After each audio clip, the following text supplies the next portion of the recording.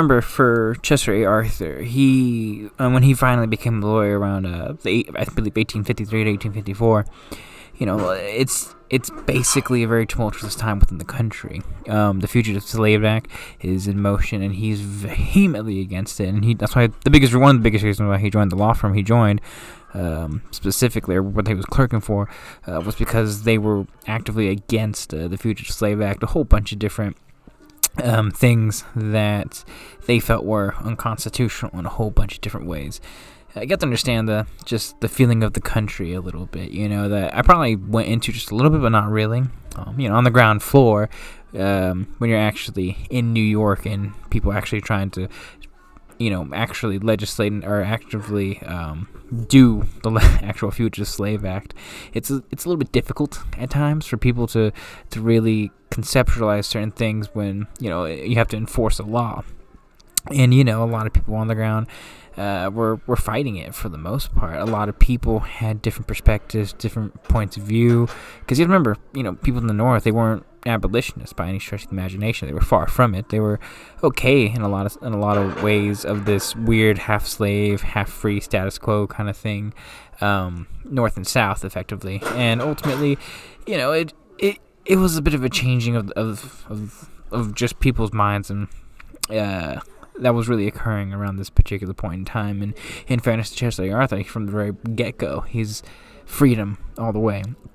And he specifically joined a law firm to fight the atrocities that were occurring very much in the early goings of his career.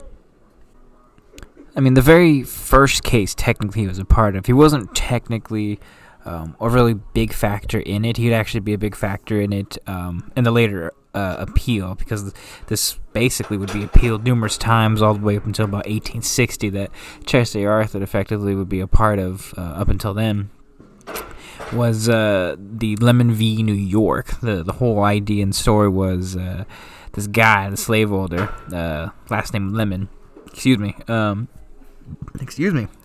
ultimately was trying to transport slaves. He was bringing them from Texas to Virginia, but for some reason they made a leeway and stop in New York, and he actually put his slaves in the actual prison for basically safekeeping for the most part. Sounds bad. It sounds terrible. He had 8 slaves with him. I think 6 of them were children, actually. And they found out about it, did habeas corpus, and basically put an action against Jonathan Lemon was his name, and went to court for it, and effectively ended up winning, ultimately, as New York specifically did not permit slavery, and any slave arriving in New York was automatically freed, regardless of the whole Fugitive Slave Act issue, because it was a complicated, legislative situation that they're trying to decipher, ultimately trying to figure out.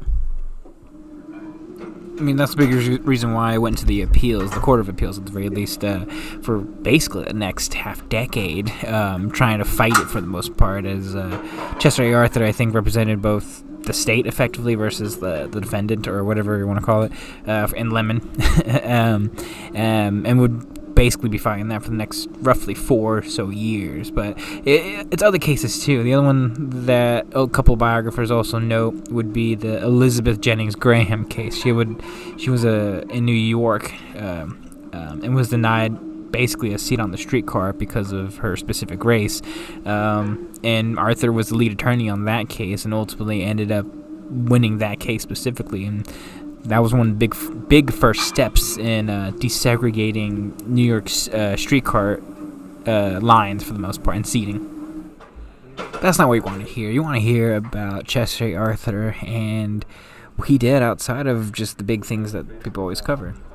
Well, he was just like a lot of guys back then. A lot of men, unmarried, used to live in boarding houses. They got close with other single men for the most part. Not in that way, but they would have like family dinners and stuff at the boarding houses that he would usually end up staying at and living at while he was a single man. He made a lot of good friends really around that particular time, fellow boarders, as some would probably say. And a lot of people back then would establish home lives with their bros and homies, In a lot of ways, it's kind of like a family brother hotel, I guess is one way to put it. I think he lived on Broadway in New York.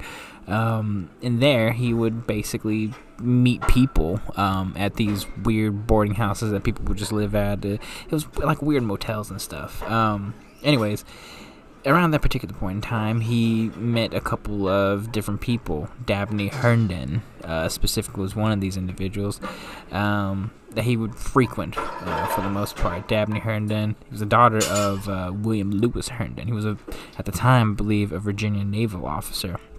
And things get very interesting there, is one way to put it. You see, Chester and Dabney Herndon, a friend, a young medical student, I believe, from Virginia, he would frequently come visit and hang out, and, they lived together effectively around this particular point in time. I think Dabney was in school, and Dabney and Chester would occasionally go visit his family, Dabney's family. They lived nearby, and on a couple of these visits, that's when Chester A. Arthur met Ellen. They called her Nell Lewis Herndon, who caught Chester Arthur's eye. She was 22 years old, and I think at this particular point in time, he was closing in on 30 when they were actually married. Specifically, they were married on October 25th, 1859. But Ellen Nellie Herndon would be the apple of Chester A. Arthur's eye, and they would be married very, very soon. But other than that, other than women, because they would start dating. They would start dating around when he was 27, so I'm getting things mixed up. So, 8 years older, she was 19. They would have basically about a 2-year courtship, I believe. They would soon get engaged, but for Chester A. Arthur, life and work were more important.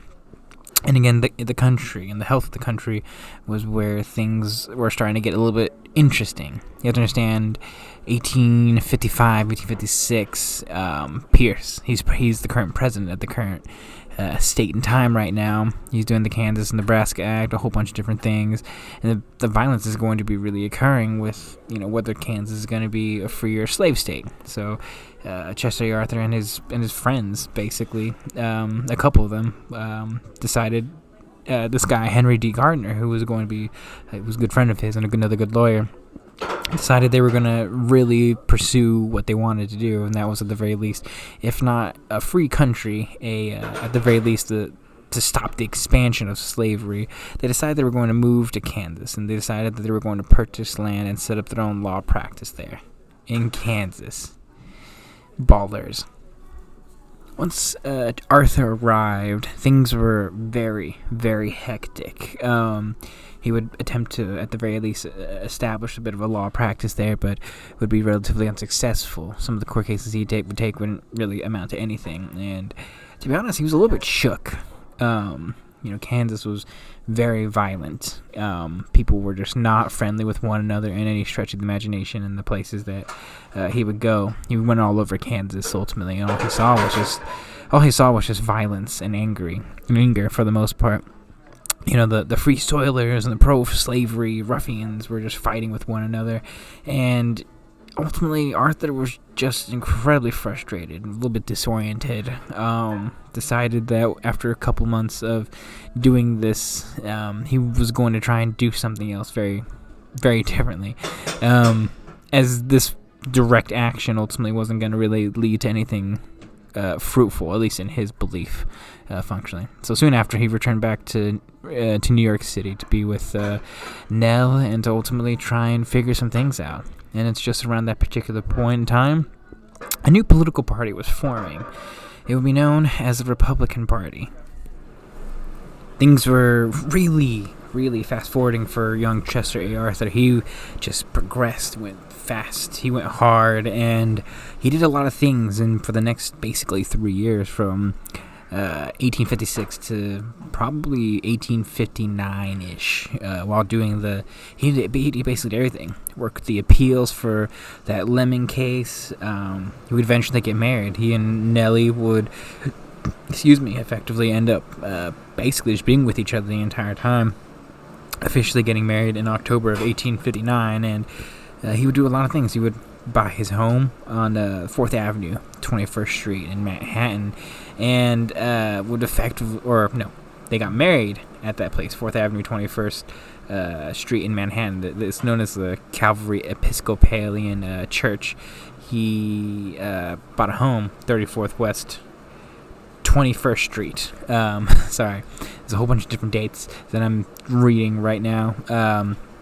And effectively ended up just basically being part of the neighborhood for the rest of his life. He loved that home. I just want to point that out. He was always there, even when he was in Washington. His marriage really prospered. Had a bunch of kids after this too. And also at the very same end of the spectrum, he started really branching out there. His practice that he would set up along with since returning to New York ultimately would flourish as well. He mingled with everyone, the elites of the city, as the Republican Party was really growing, especially in New York. It just grew and grew and grew, and there was no one bigger than basically Chester A. Arthur around that particular point in time. Chester and Nellie, they had a pretty solid relationship. Wouldn't be anything specific, good or bad. He was always a good husband, and she was a good wife. I will say, I think it might be just, and this is my own personal view, I think it's a bit narcissistic in a lot of ways, because they had 3 kids, and their first child, William, died of, well, a whole bunch of different things, but I would probably say just convulsions. I don't even want to say convulsions, but, like epileptic, like seizures, I guess you could say, is probably one way to look at it. But they also had 2 other kids that they named after them. Chester Alan Arthur II and Ellen Herndon. Basically, they also named her Nell, and she would eventually get married. Those 2 would live for a very long life, to be quite honest with you. Both would actually live to at least be 50 plus, which, if you knew anything back then about the lifespans of a lot of different people, really wasn't that long, to be quite honest. But for Chester, Alan Arthur, and Nellie, they had a pretty good relationship. It's around this time, too, that a lot of things are happening. Machinations are really occurring. 1858, Civil War was effectively starting to break out within the country itself in many aspects. And he rejoined his state militia, specifically for, I guess you could say companionship, some bros in a lot of ways, and more political connections, but also in some way, shape, and form to serve his country, to fight for a cause that he wanted to fight for and believe in, ultimately. That being said, Civil War is going to break out 1860, 1861 on the advent of Abraham Lincoln's election into the presidency, and Chester Alan Arthur really didn't have a problem fighting, to be quite honest with you. But there's a lot of different things that were going on, specifically, and just for starters, his own home life. Nellie, his wife, her family was in Virginia. They're Southerners. They're Confederates, and it was funny. One book said that Chester Arthur would call his wife the Little Confederate, his rebel wife. Her family did not approve at all of Chester Arthur's ardent support of the Union and the Republican Party. And I just think it's a little interesting, little things like that. And their relationship at certain points was definitely strained, especially during this particular point in time with his career and the chaos of the country. Let's be honest and fair. And when war broke out, Chester Arthur offered up his services and wanted to fight, but ultimately, because of his Republican connections, was able to get a pretty sweet gig, becoming a quartermaster. In New York, the governor at the time was this guy, Edward Morgan. He was a Republican and a very powerful man at that, really, and Arthur was able to really get to know him through connections. That's one thing about Chester Arthur, is he was always able to make really good connections with people. He was a really personable person and was able to really just have a way of speaking in some aspects at the very least. He was a very personable person. It's probably the best way I can just explain it.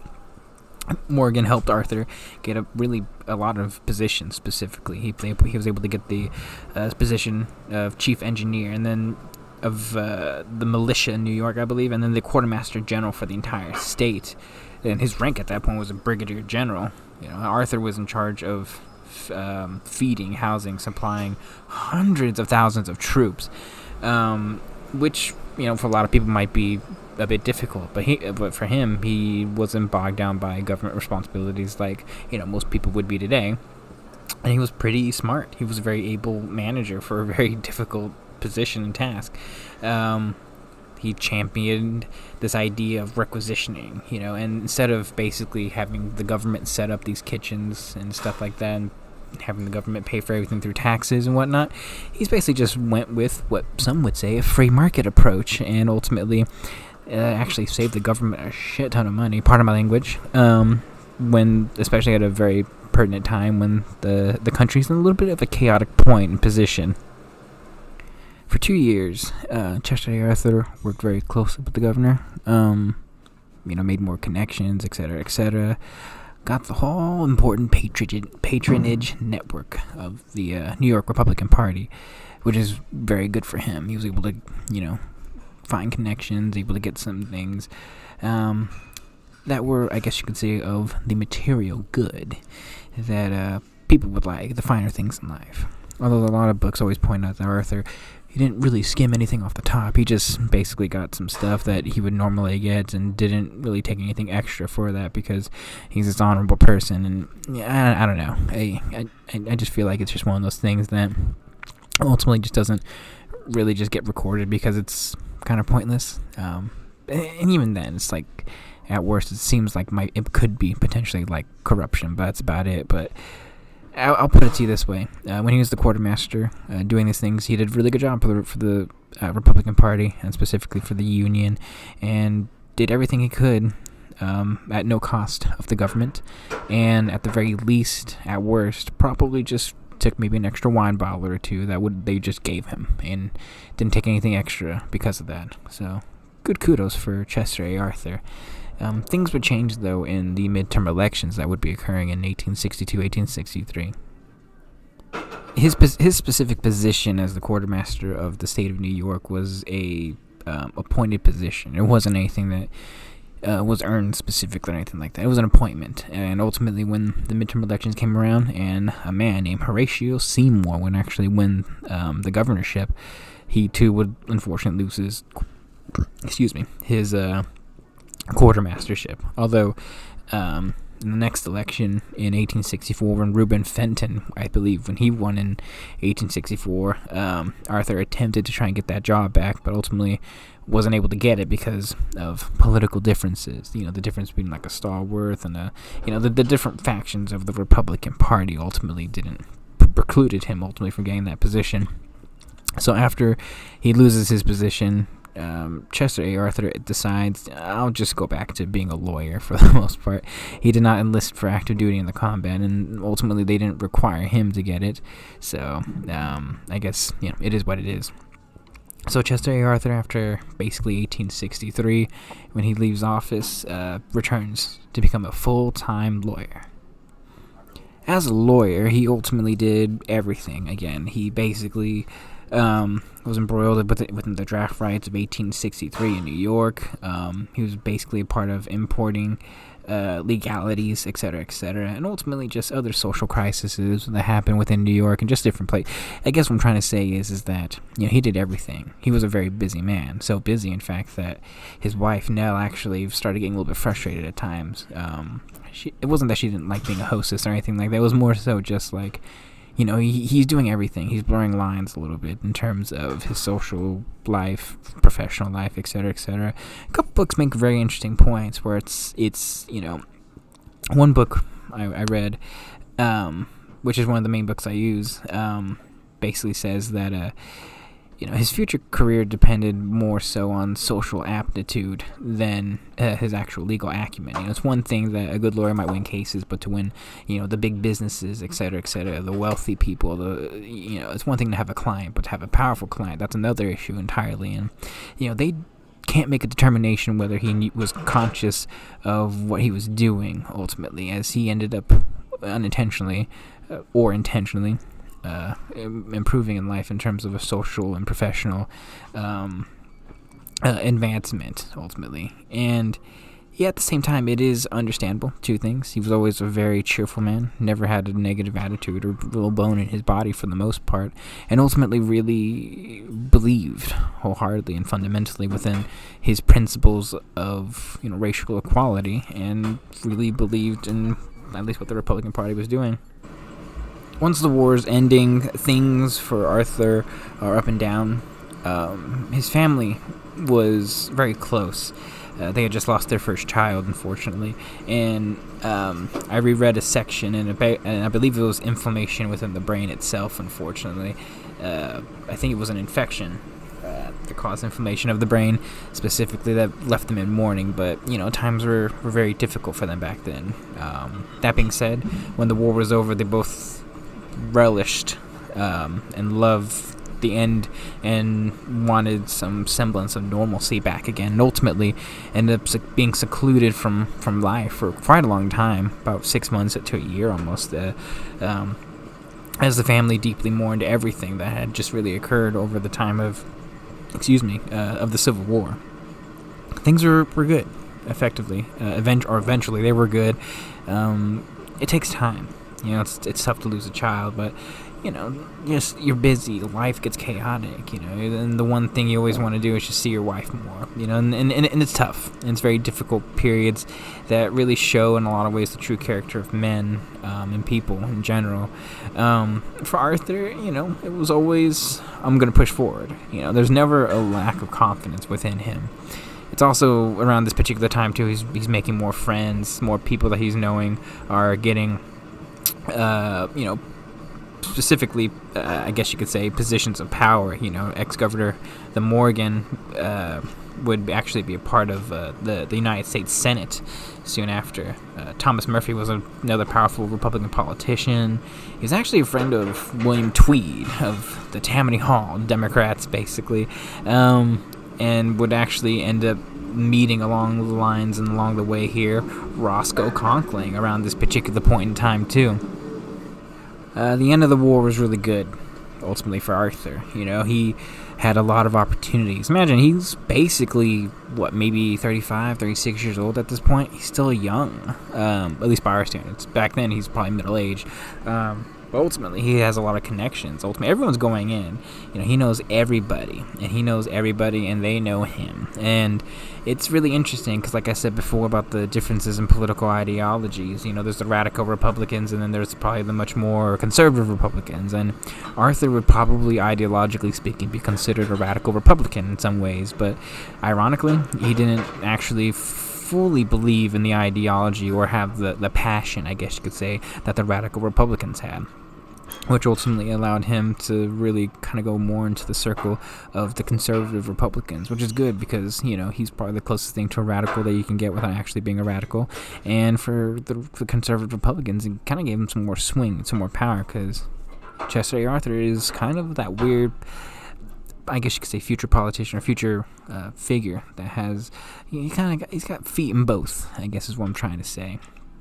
And for him, he would be a part of the Thurlow Tweed, the Republican patronage power, the stuff of legends, etc., and specifically the rising star within the Republican Party, and specifically in New York, who was kind of like the understudy of Thurlow Weed, Roscoe Conkling. And life would really never be the same for Chester A. Arthur once he met Roscoe Conkling, and the future would unfold.